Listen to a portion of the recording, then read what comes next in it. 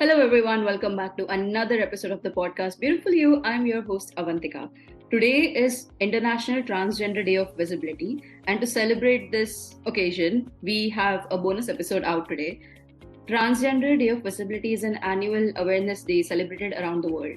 The day is dedicated to celebrating the accomplishments of transgender and gender non-conforming people while raising awareness of the work that still needs to be done to achieve trans justice. To celebrate the day, we have a beautiful guest with us today. Her name is Claire. She's from Norwich, New York. She's 24. She has done her bachelor's in computer science. She has been out since 2021 of January, and she has been on hormones for about 2 years and 13 days. We actually met on a travel Discord, and she is such a vibe. Thank you so much, Claire, for being here. I really appreciate you taking your time out and share your journey with us today. Okay. So, hello everybody, my name is Claire. I started my transition, as Ava said, 2 years ago, and I am proud to be who I am today. I know that Ava has a few lovely questions for me, so Ava, if you would like to get started, go ahead. Sure, yeah. So just a heads up, when she says Ava, she's basically referring to me. So sometimes I make a lot of friends over the globe. So sometimes it's a little difficult for them, or just, it's more convenient if they just call me Ava instead of Avantika. So I just wanted to clarify that. Because my audience is Indian a lot, so they would be a little confused, oh, who's Ava? So us Americans, we shorten stuff, okay? It's oh, your name's Avantika, it's now Ava. Okay, so Claire, could you tell us a bit about yourself and just your journey that has been so far? Hi. So my journey has been a exciting one as a transgender individual. I knew back when I was 12 years old, I knew that something was up, that when my female classmates were developing and I was not, that there was something that was wrong. And I didn't know who to go to, who to talk to about it, or what to even do about this process. Mm-hmm. And then I was raised Catholic.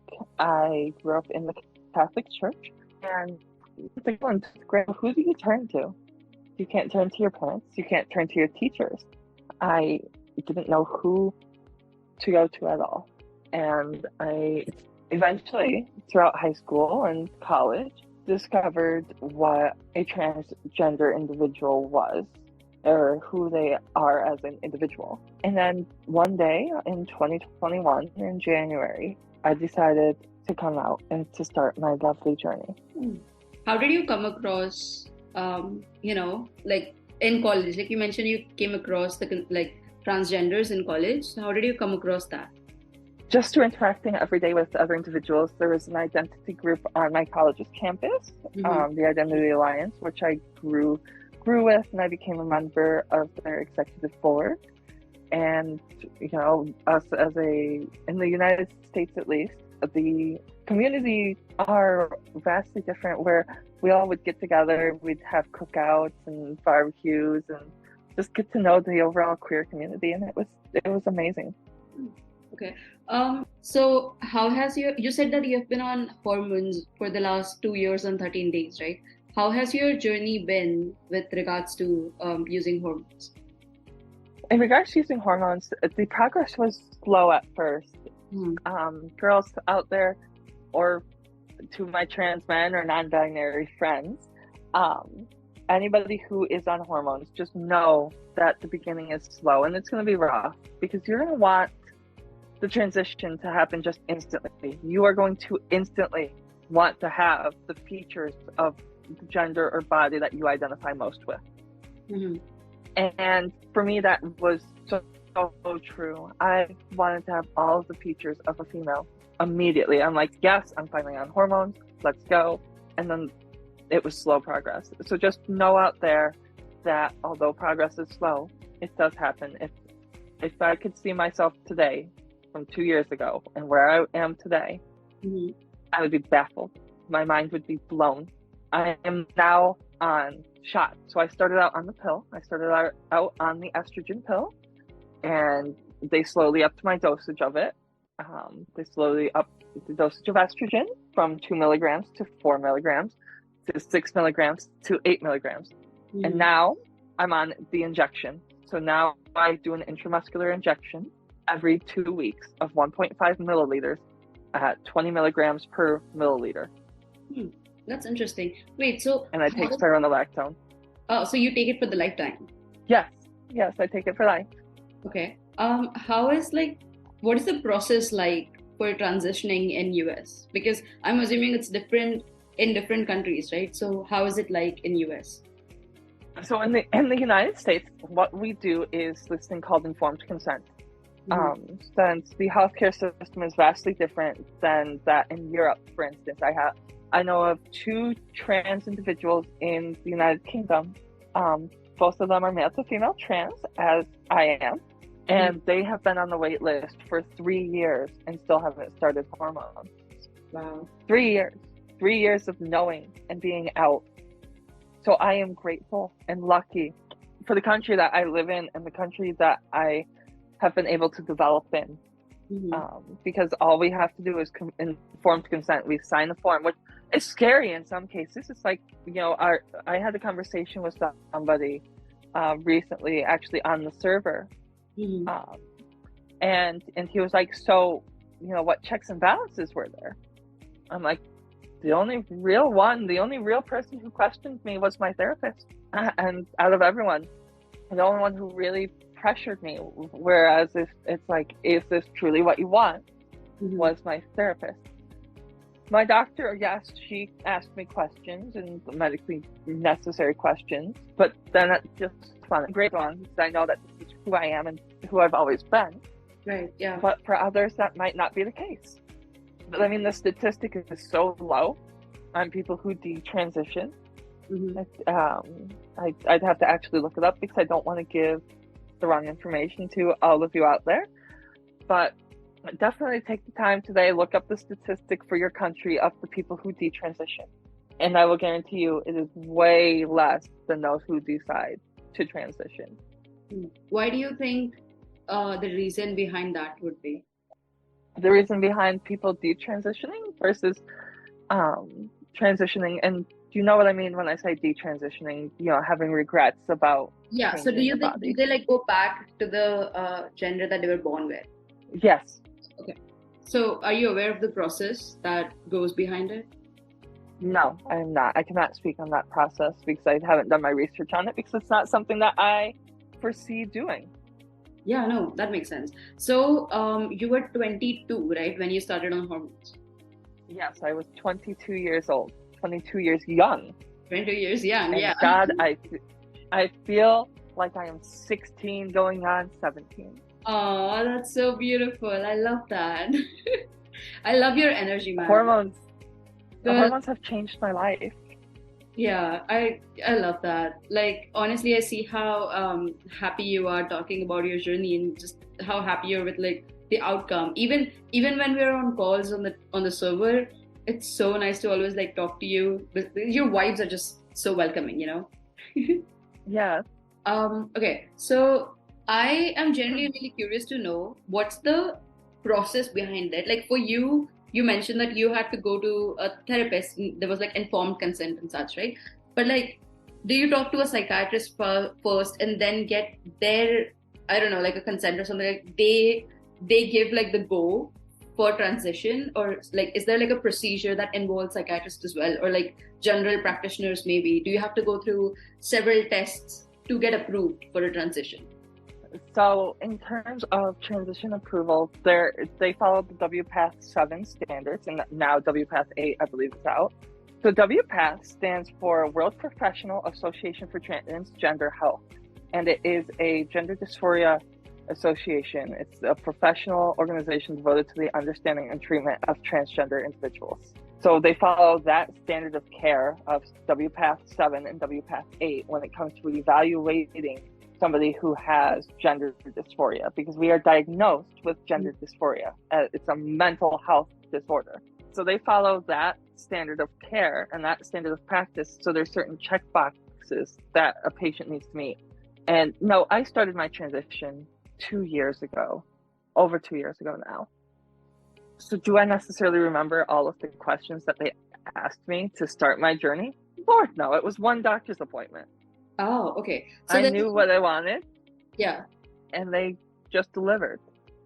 So there wasn't necessarily like a follow-up, like several follow-ups? Yes, we had a appointment 3 months out, then another one 3 months out. And then in the meantime, I was also going through therapy separate from my gender transition. And then my gender transition sort of intertwined into going and touching base on my gender transition. Because in order for transgender surgeries, which we'll get into later, I'm sure, but one of the requirements are letters from therapists for surgery. Okay, makes sense. Because like there is honestly, I would have conversations with people who identify as transgender, and a lot of them are just scared to come out and just seek help because the process is so complicated, and maybe it's like different in different countries, I'm sure. But you have to go to the general practitioners, you have to go to psychiatrists, you have to go to therapists, and you have to like keep on going through so many people to just get approved for transition and to be on pills and hormones and all that, It sounds a little taxing, to be honest, because gender dysphoria is not something that's easy to deal with at all. So you're already dealing with that. You're already dealing with so many things at the same time. Then you also have to like go through such a tedious process. Exactly. And that is what I've found in Europe and other European countries. Mm-hmm. And then there is data out there from the National Institute of Health, mm-hmm. where suicide among transgender youth, data indicates that 82% of trans individuals have considered killing themselves and 40% have attempted suicide. Oh my God, that is awful. And that's in our trans youth. That is so awful. Gosh. And also I struggled a lot with that when I first started. That's one of the reasons why I ultimately decided to come out, was I started to see myself going down a path that I did not want to personally go down. Mm-hmm. And the tunnel was getting darker and darker and darker. I'm so proud of you. Thank you again for being here. Honestly, this means so much to me, to so many other people who are listening to the episode. Thank you for advocating for it and for sharing your journey with us. It is my pleasure. Okay, so I have a couple of questions for you. Of course.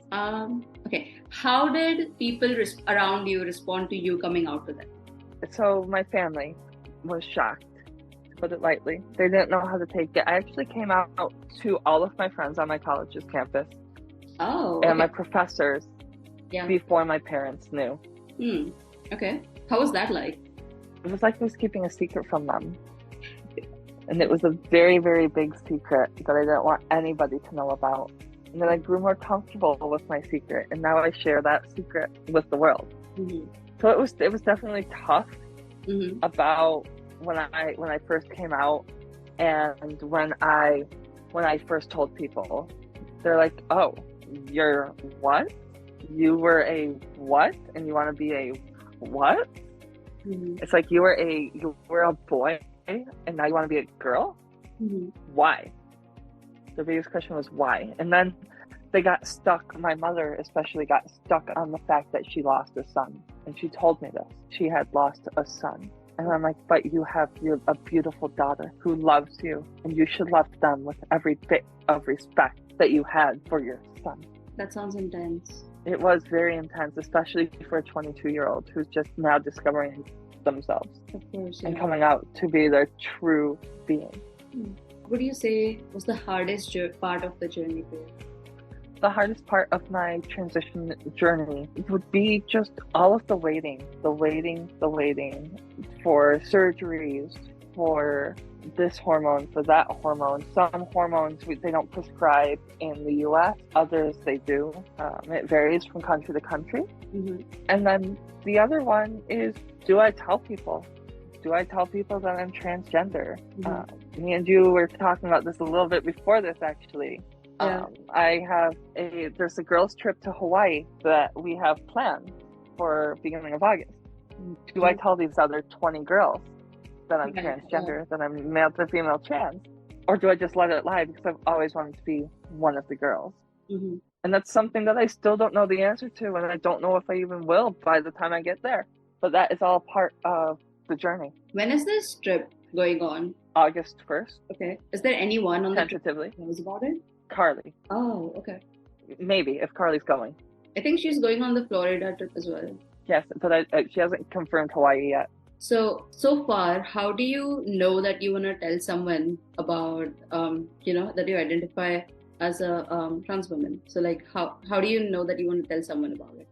Or actually, you don't want to tell someone about it? I sort of gauge their body language, their demeanor towards things, certain comments that they make about things that people do or say, or, if there's somebody who comes up to me and says, oh, that's a woman's job. First off, I'm offended. Secondly, I know that I don't want to tell that individual. I grew up in a very conservative town. I am one of 2 trans individuals. So there's me, and then there's one other trans individual in this town where I live. Yeah. So word spread quick around town when I came out. And that was tough because I lost so many people. But you truly get to know who your friends are when you start your journey, because those who want to stay are your true friends. How would you say, like, this, coming out affected your friendships and, like, even your career, So in terms of my friendships, most of them weren't affected. I really don't, believe it or not, I don't have many friends. At least in person, most of my friends are online and in online communities. Yeah. So there's about 5 or 6 people who I'm like really decently good friends with in person. Who I actually like go out and see and visit with, whereas the others are online. So it hasn't really affected my true friends as much as one would think. It affected these false friendships per se, where I lost people because I made a whole coming out post and posted it on my Facebook page when I first came out, which I might actually pull up and read a little bit of here in a little bit for the podcast to hear what my first raw thoughts were back 2 years ago. I haven't looked at it since I posted it. Oh my gosh, yes, let's do it. So I haven't looked at that in a while. And then the other, when it came to my career, so coming out has affected my career in many ways. My great-grandmother actually spoke a little bit on this. God bless her heart. She is 97 years old and from Germany. So one thing that I realized is the gender pay gap right off the bat. When I left my job at Lowe's and went to a different job, I was being paid less than my male coworkers, all because of my gender. Oh yeah. What has the system come to, where I'm getting paid less now because I'm a woman versus being a man, and the status quo that goes with that as well. There's this, based on research, I think, there's this thing where a woman gets paid 0.77 cents for every dollar that a man makes. I know, that's like 33% less of, your male counterpart. That's what you get in US. The gender gap is just bad, the pay gap. Yes, the gender gap in general is bad because they will classify some jobs as being a male-centric job or a male more towards a male position. Whereas other jobs they'll designate as like a woman's job, like a desk job, for instance. Yeah. Makes sense. That sucks, man. So you would have like experienced it both ways. That's crazy. Yes, I have experienced it both ways, and I feel so bad for all of the women out there who have had to deal with this because it's not right. There's so much that's wrong with just the world in general, but that's like the thing that we'll cover in some other episode. Yes. Okay, so are there any fears based on based on transitioning transgender with respect to surgeries, hormones? You mentioned that you were about to get a surgery in November, like a bottom surgery.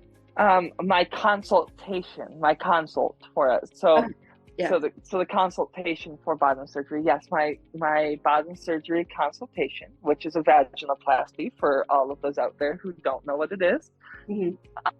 It's basically the physical creation of a vagina. And the consultation for that is November 7th, 2023. So November 7th of the year that this is being recorded. And I cannot wait. I absolutely cannot wait for it. I'm And the so excited. wait list is incredibly long for a procedure of this magnitude. And there have been so many different hurdles that I've had to go through. You have to be on hormones for over a year. You have to be living as the gender that you identify with for more than a year. You have to have seen two different therapists for more than a year each Oh, in order to even have this surgery, because it is such a life-altering surgery, but it is so worth it. so you need at least like 2 years after you have come out and started seeking help when you would at least like get the consultation for it. Before your consultation, you have to have all of these things done. So you have to have a year of Okay. therapy. Mm-hmm. You have to have a year of living as the gender that you identify with, and you have to be out to all your friends and family Mm-hmm. and be living in that gender and have been on hormones for a year. Yes. Okay, that makes more sense. What about the top surgery? You need one letter from a therapist for top surgery. Mm-hmm. You need to also still be on hormones for a year, and you have to be living as your true identity for a year. And you need a letter. So you need a letter from your doctor. I forgot to mention that. You need a letter from your doctor, Mm-hmm. and a letter from a therapist, and all of the other things that I just mentioned for top surgery. And then you need the letter from your doctor, a letter from two different therapists, Mm-hmm. and then everything else that I mentioned for bottom surgery. For bottom, do you think you would be like going for the top surgery as well? It depends on where my breast development is at Okay. in the next year. Because my hormone levels have just gotten to the proper levels, because Mm-hmm. I do blood work every few months. I do blood work to check my hormone levels, to see where my estrogen level is, where my testosterone level is, Mm-hmm. everything else. And my breasts have only realistically been growing at the proper level of hormones for 6 to 8 months. Mm-hmm. And it takes about 1 to 2 years for proper breast development in a trans individual. Mm-hmm. And time varies from person to person, so this isn't accurate for every trans individual. This is just my experience with it, Yeah. as you know. Yeah. Yeah, it really does depend from a person to person. So do you have any like are there any fears based on, transitioning? Any other fears based on transitioning? Yeah. Not that I actually have, because I've been living as myself for so long, but I guess the biggest fear that I had at first was acceptance and being accepted as a woman, Yeah. being me. I just wanted to live life as myself. What is something you wish people knew about your journey and about, trans people who identify as transgenders? Something I wish that people knew would be just what it's like, just how amazing and how beautiful the world truly becomes after you start living as your true self and under your true identity. It's something I struggled with at first in so many different ways, where now today I walk outside and say it's a beautiful world, and I smile and I just love life, where before I was just counting my days, going through the motions. So a lot of it, for those out there, if you're still going through the motions, don't be afraid. Feel free to be yourself. I know that it might be difficult, but take that first step, because you will feel so much better, worlds better than anything that you've ever felt before. That's amazing. I am genuinely curious. What makes you, the most excited? What's your favorite part about stepping into your true identity? The thing that excites me is just being seen as a woman, being seen, understood, and loved and cared for as a girl, as a woman in today's society. It makes me so happy when I don't have to worry about passing anymore. One of the biggest struggles that I had when I first started was my appearance, how I looked. I did not know how to do my hair. I didn't know how to do hardly anything at all in the feminine world. And all of my female friends, or those who identify as a woman at college, helped me immensely through my transition, through my journey. They taught me so many different things, and I'm still learning.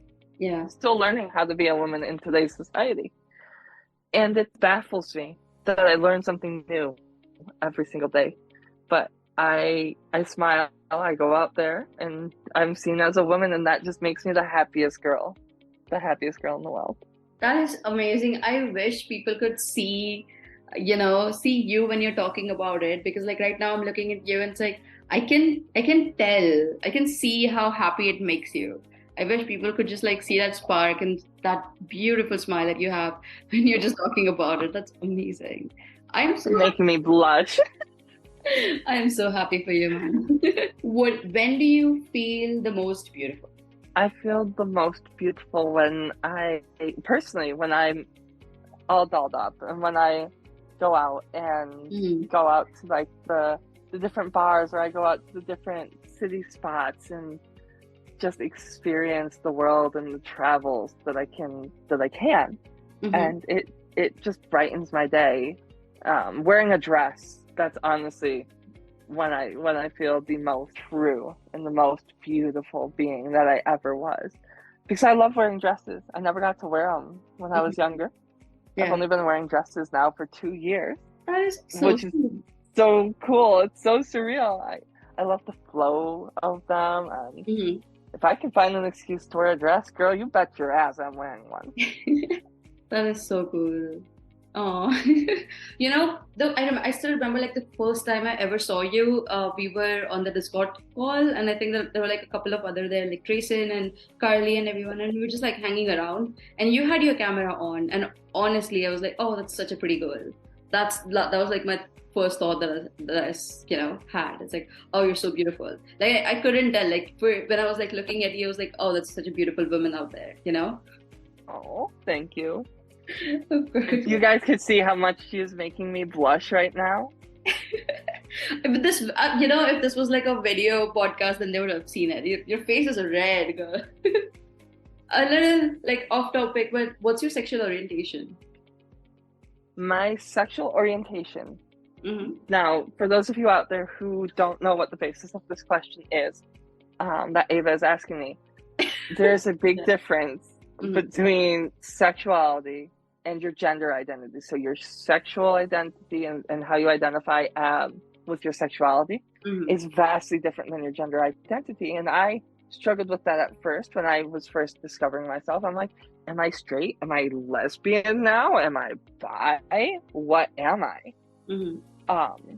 Personally, for me, I am a lesbian. I prefer women, but also I am bi-curious, and that is current. That's my current situation. Mm-hmm. Subject to change. Really depends, because sometimes I'll see a cute guy and I'll be like, oh, he's kind of cute. And I'm like, what am I thinking? God, I used to be a guy, and God, men? Disgusting. But then I'm like, but he's cute. But yeah, no, I get it. I love women as well. I mean, how could you not? Yeah, exactly. So okay, Um, how has dating been for you after coming out? interesting subject there. So I actually, sorry if you're listening to this, but I actually broke up with my girlfriend of 8 years. Oh my gosh, that's a long time. And you didn't know this. She did not know this, by the way, everybody. Yeah, Um, I had no. but we broke up. It had nothing to do with the transition. She absolutely loved me and accepted me for who I was and did not care. She came out to me as gray asexual. So, which I respected her for that. But I have certain needs that I have to have at the end of the day, if you know what I mean. Yeah. And and then there was just a lack of communication. I hadn't heard from her in like a month and a half, and there was a hurricane going through, and I hadn't heard from her, and I was worried, sick about her, and I'm like, I cannot keep doing this. I cannot keep putting myself in this situation like this. Mm-hmm. So I eventually broke things off, and I'm like, look, I cannot do this any longer. I need somebody who is there. And Mm-hmm. I love her still to this day, don't get me wrong. We've stayed friends. I mean, 8 years in a relationship, that's a long time. Yeah, yeah. We have luckily been able to stay friends, and Mm-hmm. we've still played video games together and everything, but we don't have that like intimate relationship anymore. So currently, as of the time of this podcast, I am sadly single. So if any of you want to change that, let me know in the comments. But no, I'm No, I recommend it. Hit her up. She's amazing. There are like some listeners from US as well. So like hit her up. She's in US. If you're from India and if you want to do long distance, do it. Let's go. Let's go. Obviously, I've done long distance because that 8 years was long distance. So Oh, I can do long distance. Let's go. for all 8 years, it was long For distance? all 8 years. Yep. Yep. I would go Wow. and see her. But yeah. Yeah, that's like a long time. What is something that you would tell to your younger self? I would tell her to look towards the future and that it will be beautiful and everything will be okay. That is what I would tell her. That's what I would tell my younger self. Don't be afraid. You got this, girl. I love how self-aware and how like emotionally mature you are. I love it. I love your message. Ugh, this is making me emotional. I'm not gonna lie. It's okay. Oh, I love that. Okay. Okay. So since we met on our traveling server, I would love to know how travel has been like for you. Traveling is an interesting story. We've all heard the stories, the TSA horror stories What's of TSA? going through. What? I have never heard of that. What do you mean? You've never heard of the TSA? No. Transportation Security Administration. Uh, TSA. could you repeat what you It's said? Transportation? what? Transportation Security Administration. Oh, transportation. Basically, after 9/11, they really ramped up, and it's basically airport security. Okay. Yeah. So when I fly, the biggest worry is getting clocked. When I say being clocked, I mean being recognized as male, even though I fully present female. And if you saw me you would not anything else. But when it comes to TSA, they X-ray your body when you walk through. There's a scanner.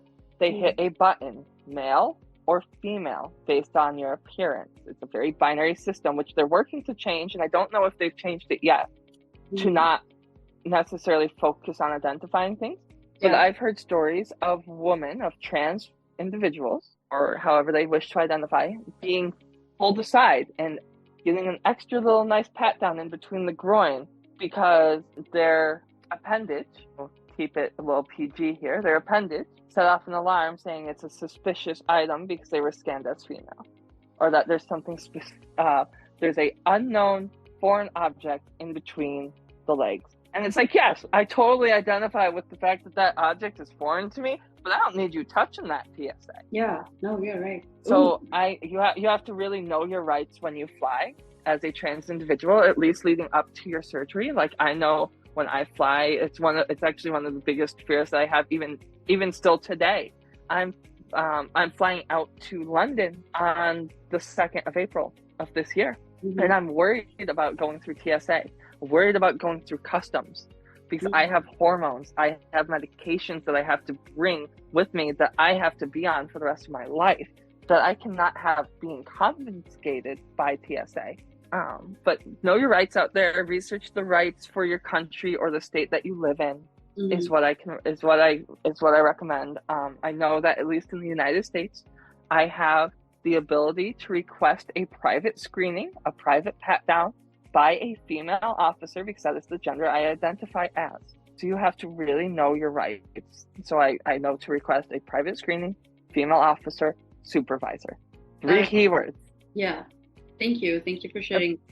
Yeah. How do you deal that? I can imagine that must be so anxiety inducing. How do you deal with such situation? I actually haven't encountered it yet. And I've flown a few times since coming out as transgender. I was actually less worried going through Secret Service scanning than I was for flying out to DC. So for those of you, well, none of you would know this. I don't even think Ava knows this. But I went to Washington, D.C. in October to meet with several Biden-Harris administration officials, including the Vice President of the United States, Kamala Harris. Shut up! That is so... What? I had no idea. That is so cool. I will send you a picture of me with her.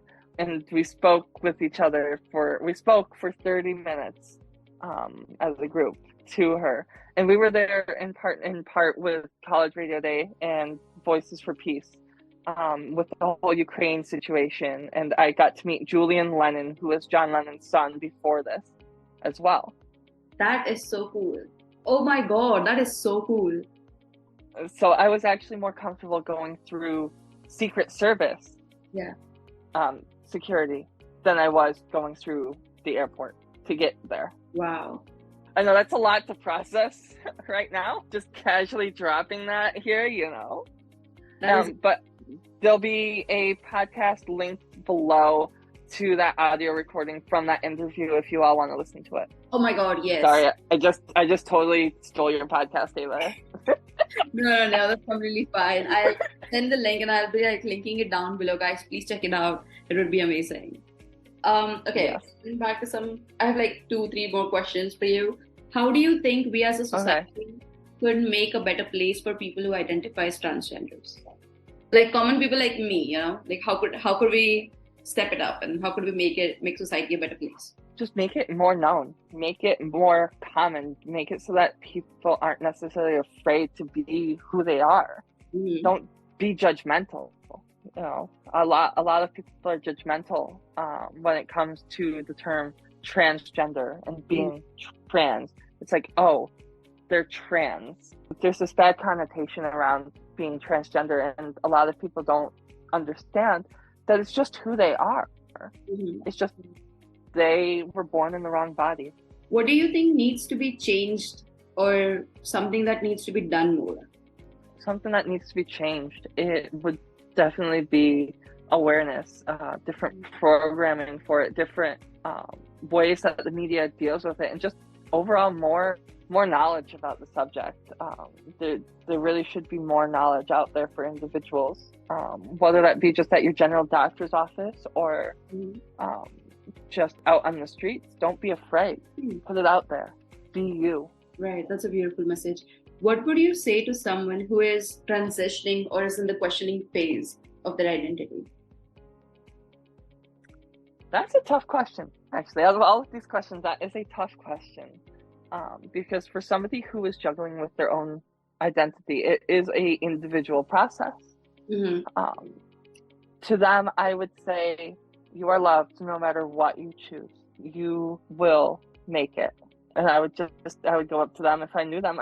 If I knew that they were struggling, just come up, give me a hug. Any of you out there who see me on the street, come out, give me a hug. I'm there for you. I got you.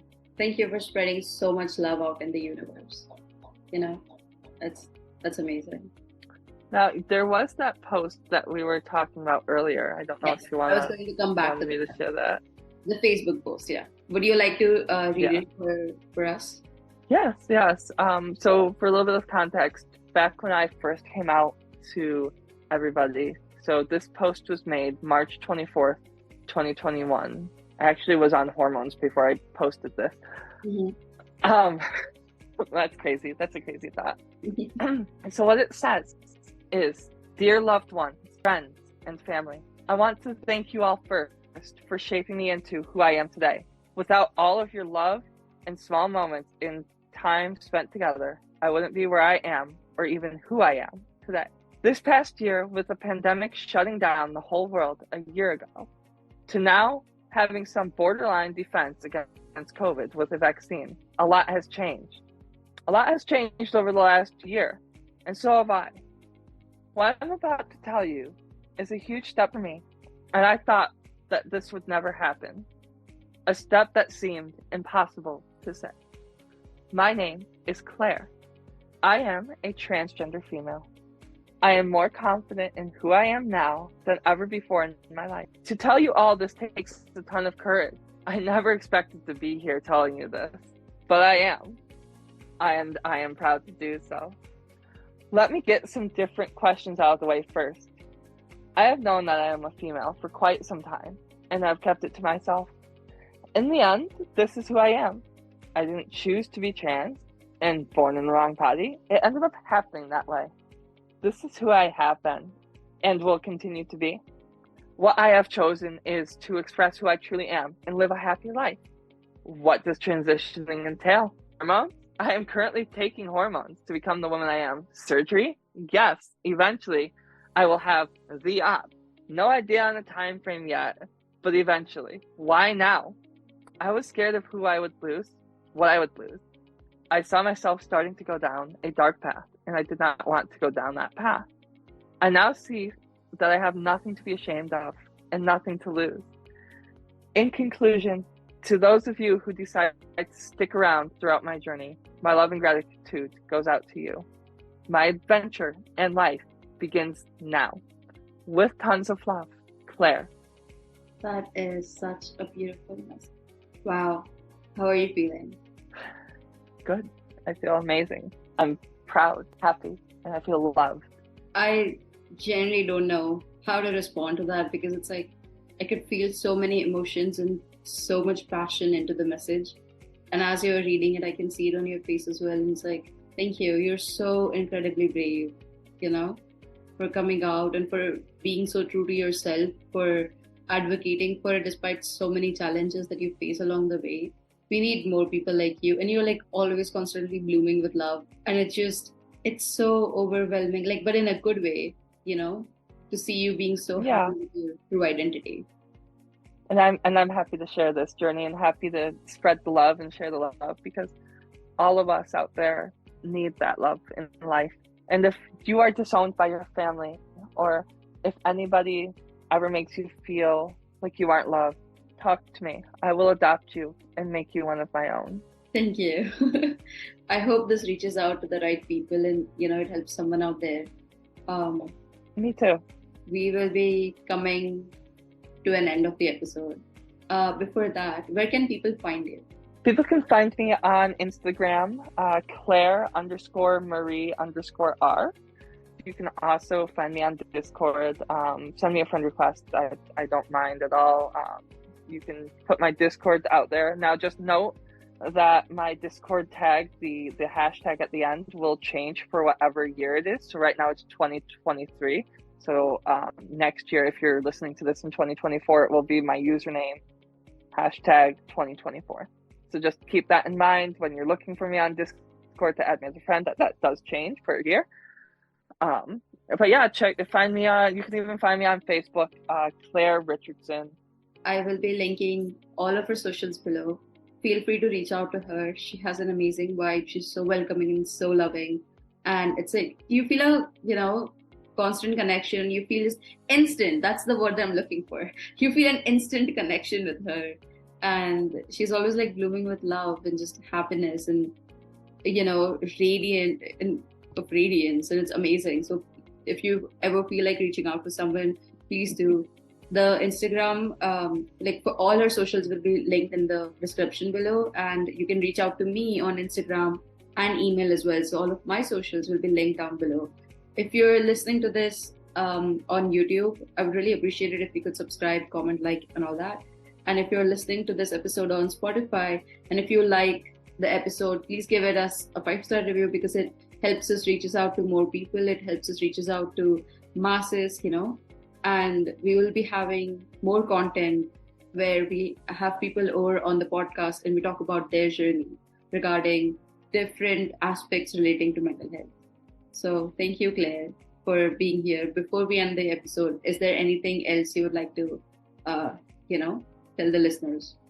Everyone know that you are loved, and I will talk to you all out there. And also feel free to check out my traveling journeys as well. I do travel a lot, so if I can't catch you there, I might be in your country. You never know.